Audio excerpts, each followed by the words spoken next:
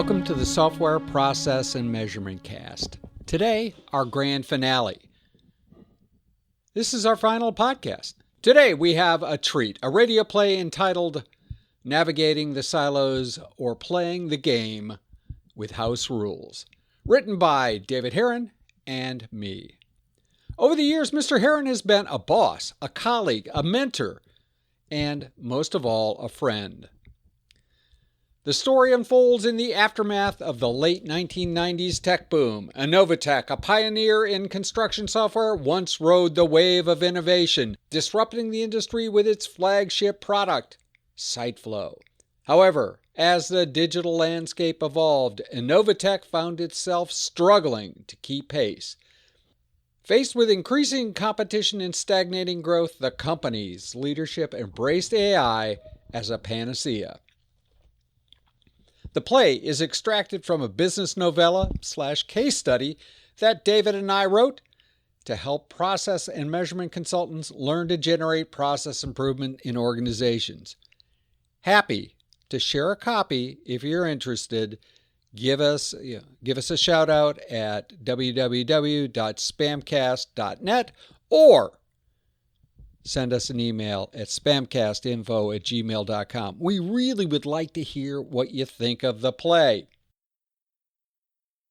The SPaMCAST players are Jeremy Willits as the narrator, Susan Parente as Emma, she's the protagonist of this play, David Herron as Jerry, Emma's mentor, and Jeremy, the product owner. Myself, Tom Cagley, as Ali, the gruff CTO. I was told I wasn't gruff enough. Jeremy Barrio as Corey, the QA manager. Script reviewers included John M. Quigley, Brad Bitterf, Freddie Clark, and Daniel Doran, on top of all of the other SPaMCAST players. This was really a community event. Sound effects by Free Sound Community from Pixabay and royalty-free SFX pack from darkfantasystudio.com from Humble Bundle. As always, this episode is brought to you by Mastering Work Intake, written by Tom Cagley and Jeremy Willits. J. Ross Publishing, buy a copy, or Amazon, buy a copy.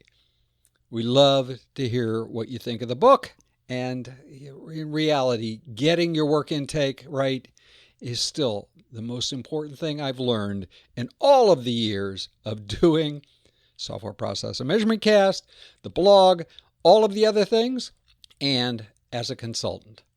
By the way, the blog is going to continue with Reread Saturday and probably some fiction from the Innovatech universe. Remember, you can always reach out to us at spamcastinfo@gmail.com, tcagley@tomcagley.com. We look forward to the conversation and enjoy the play.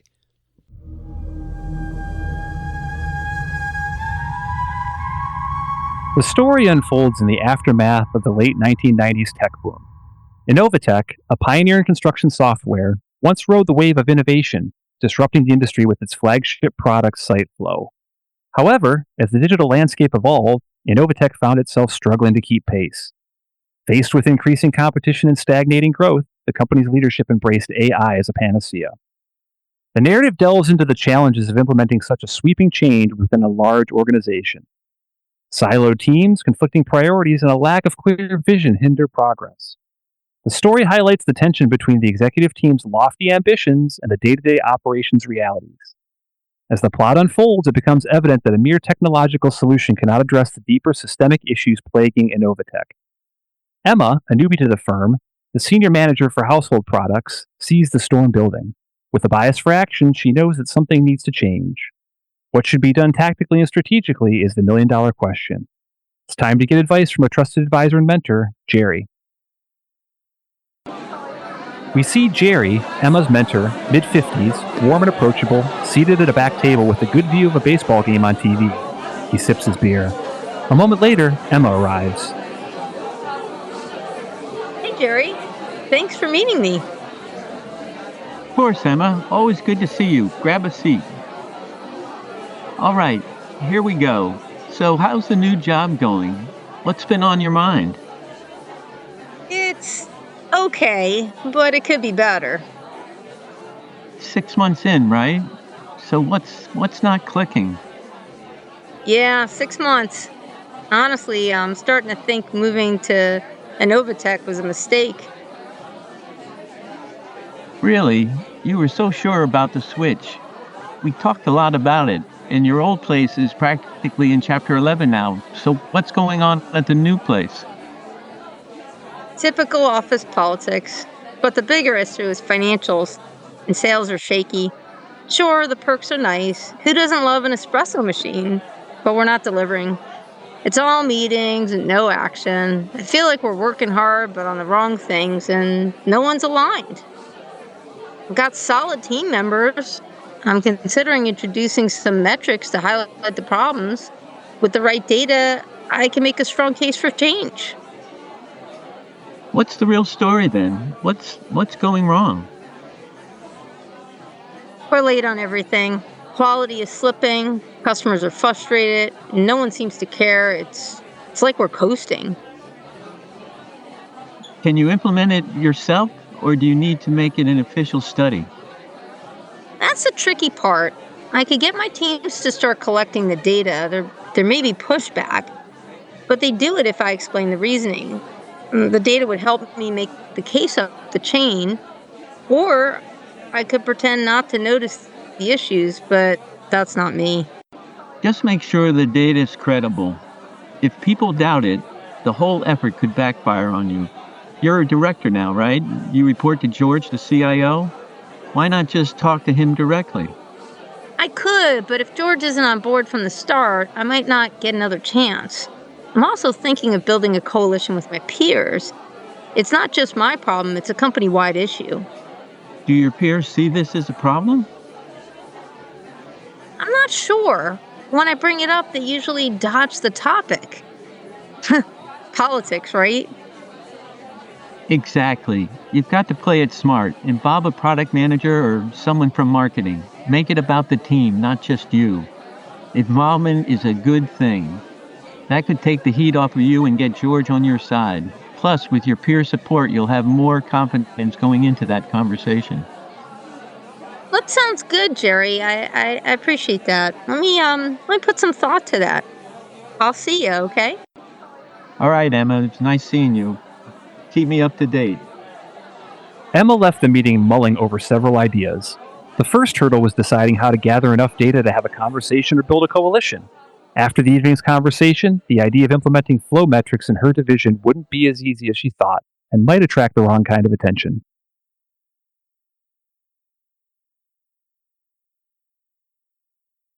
A few days after dinner with Jerry, Emma decides to hang out in the cubes with Sandeep's team, working on site. While they mob, Emma decides it is time to see if she can confirm her suspicions. Confirmation will give her a basis to start a conversation with her management. Emma gathers 3 sets of data. The first data set is the quarterly feature delivery rate for the last 2 years. The data shows only the work R&D has delivered. Emma knows this is not a complete picture, but it is what she can get. By visualizing the data, Emma can see that fewer features are being delivered. As she digs deeper, the data becomes more compelling.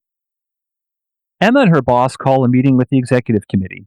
The committee includes the CEO, her boss George, the CIO, Ali, the CTO, and others. In the meeting, the executives approve a more in-depth study and provide people and resources to get the job done. But all is not rainbows and unicorns. Ali, the stern CTO, pulls Emma aside and asks for an immediate lunch meeting. He looks serious.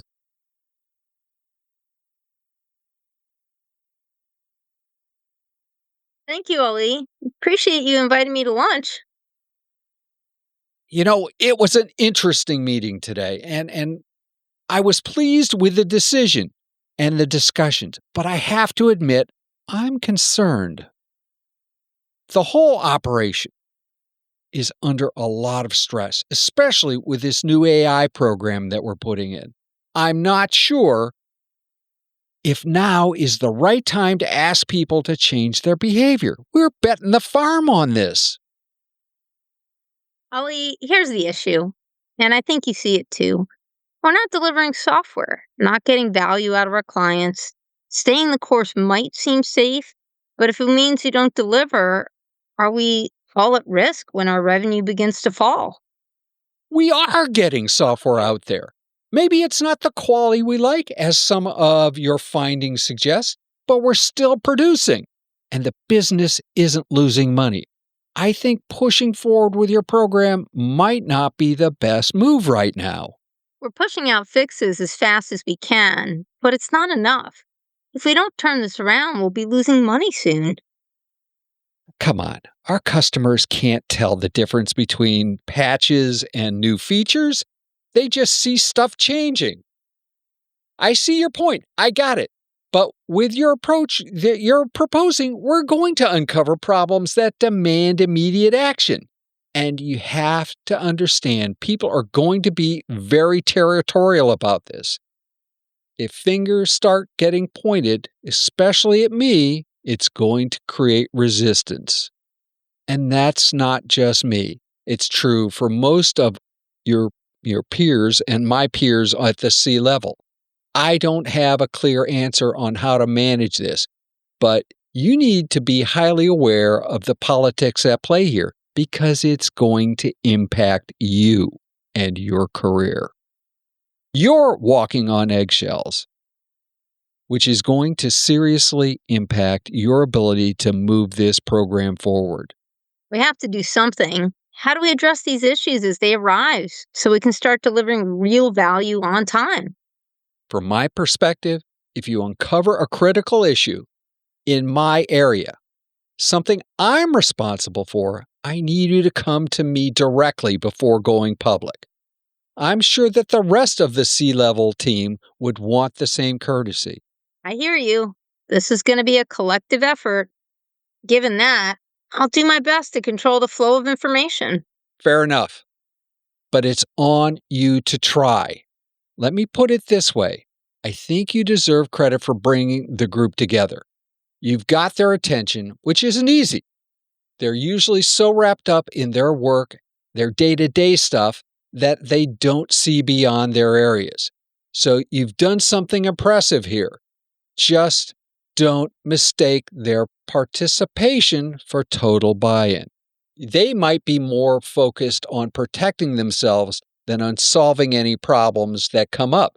You'll need to manage them as both individuals and as a group. Now, what are you ordering? After the initial conversation, Ali and Emma finish their meal spiced with only a bit of tense banter. Emma leaves deep in thought. As Emma pondered the lunch conversation, she recognized that Ali's message was clear. A leadership power struggle would make any change problematic. Emma needed to make a crystal clear case or risk the backlash. The executives, including Ali himself, would protect their organizations. While the lunch was excellent, the conversation disturbed Emma. She thought, welcome to Innovatech's office politics, and not the good kind.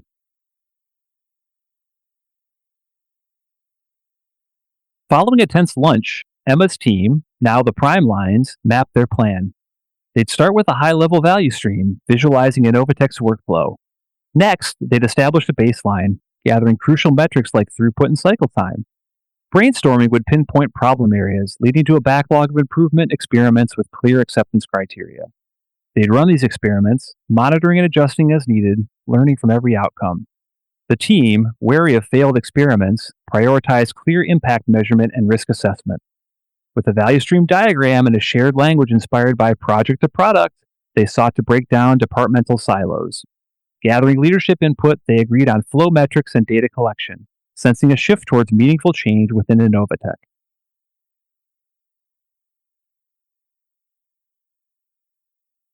In the labyrinth of Innovatech, a baseline was a mirage. Departments, each a kingdom, used separate metrics, languages, and truths.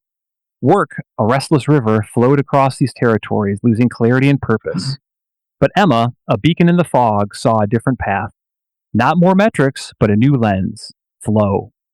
Flow is a language of business value, not technical jargon. Features, defects, debt, risk, these were the currencies of customer experience, the visible threads of progress. They spoke of the river's output, its true velocity. The Prime Lines, Emma's crew, grappled with the river's start and end, its very definition. Flow time, the journey from idea to hand, became their compass. They tracked, they argued, they built a messy, revealing map. 97 days, the average features voyage, a stark reality unveiled. Then came flow efficiency, the river's true pulse. 47%, a whisper of work amidst a roar of waiting. Bottlenecks emerged, whispers of architectural decay, misalignment, and of busy hands achieving little. And finally, flow distribution, the river's composition. Features dwindled, defects swelled, a picture painted in stark contrast to the strategic plan. A company is busy but not productive. A river is flowing but not delivering value. The ticking clock, a constant reminder of the time slipping away. Before the pivotal Primeline Group review, Corey, the QA manager, and Jeremy, the product owner, met in the sterile conference room to dissect the unsettling data.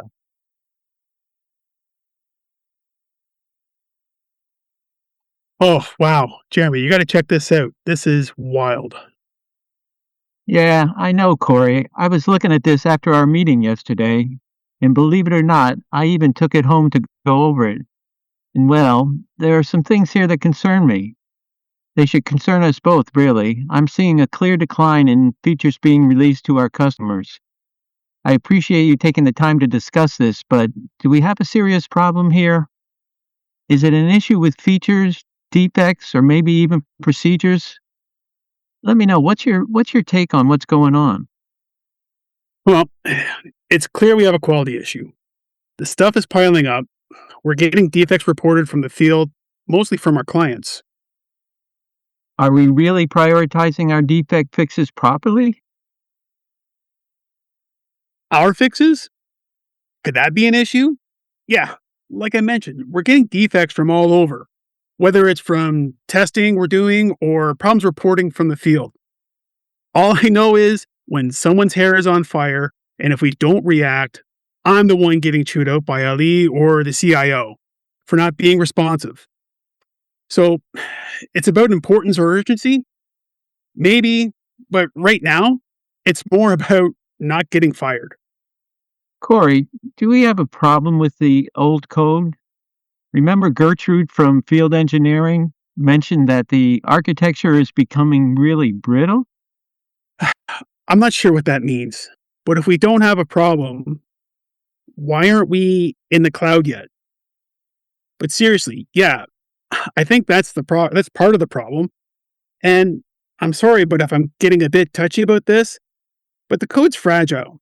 The architecture is sensitive, and people are constantly complaining about it. Honestly, it's keeping me up at night, wondering how we're going to blow up next. So yeah, we've got a quality problem. And it's probably a mix of everything. Defects, technical debt, bad processes, it's all piling up. Listen, Corey, I get it. I'm feeling the pressure too. I wonder why didn't we discuss this sooner? I'm feeling a bit exposed here too. So what can we do collectively? I know we might be feeling defensive, but if we prepare a solid response, won't we be better off? Or we could just not show the graph at all and say we didn't get the data. Yeah, no, we obviously can't do that, but we need to be both ready and proactive. We need to look at a few more metrics. The flow distribution is one thing, but we also need to examine the load and make sure we're prioritizing correctly. Don't you agree? It feels good to stretch. I've been sitting all day. The defects haven't increased much, nor have the risks. It's the debt that's dragging down our ability to add new features, which ties into your concerns about the architecture and code structure. So, what if we put together another team? Old school, I know, but hear me out. Focused on fixing the architecture while we continue pushing out the product. Or would that just make things worse? Well, it depends on what the organization is willing to fund. If they want to invest in a whole new set of teams to work on next generation products while the other maintain the old one, that's certainly an option.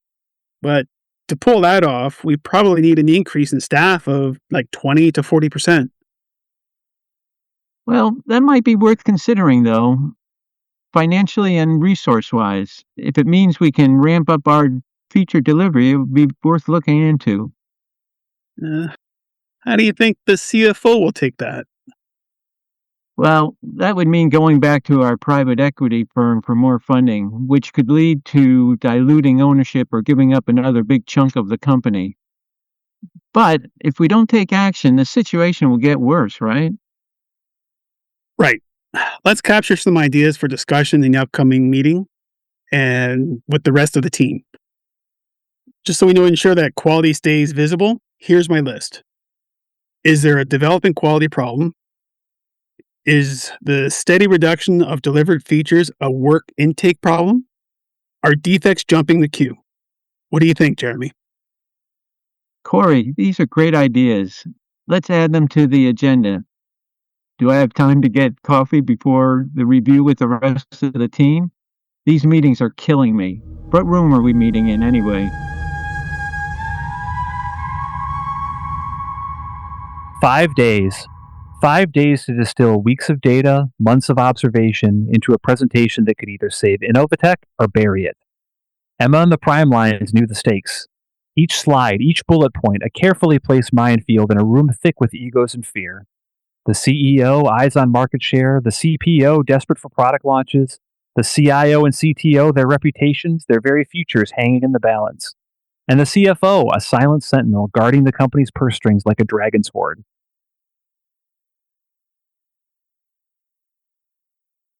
10:30. The room was set. The Zoom link flickered to life, bringing in the remote executives. The air crackled with unspoken tension. They'd meticulously prepared, anticipating every question, every objection. But could they thread the needle? Could they deliver the stark truth without igniting a firestorm? Emma stood at the front, the first slide illuminated, a graph showing a sharp, undeniable decline in feature delivery. She began to speak, her voice steady. The message that Emma and her team were there to deliver was that unless something changed, Innovatech was not going to meet its goals for AI, a prescription to continue to fade in the marketplace. The fix would not be simple because the whole organization was at fault, not just R&D, product, service delivery, or even sales. As Emma completed the punchline, the room, which had been silent, erupted in a babble of voices. The noise couldn't have been worse if all the alarms in the nearby server room went off at once. It was time for the facilitator to earn their keep. An hour later, the conference room door opened, and the leaders filed out with a consensus that there was an overall product flow problem. The time for Innovatech to grow up had finally arrived, and they were going to do it.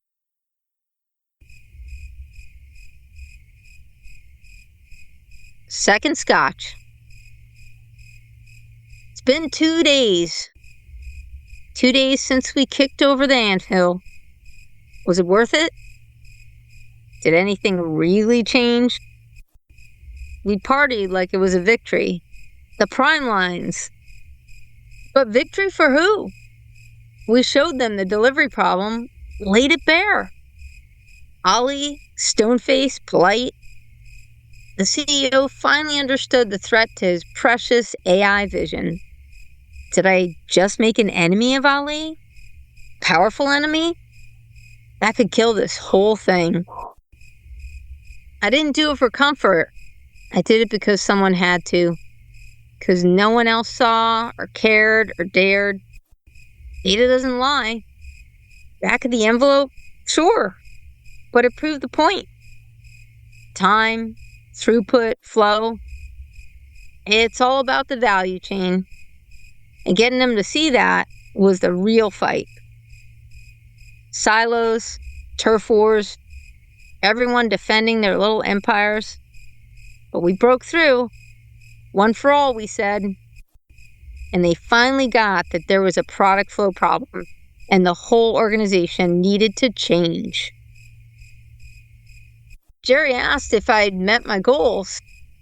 Did I even have clear goals? Or was it just instinct? The old lean process training kicked in. Go to the Gemba, they said. See it for yourself. And I did. I saw the problem, the drift, the waste, and I acted. But now what? Did I light a fire or just a spark that'll fade? All those sea levels in the room, that was something. Maybe they're listening. But I need to talk to Jerry, get his take, a different perspective. Because even in victory, there's always more to learn. Always.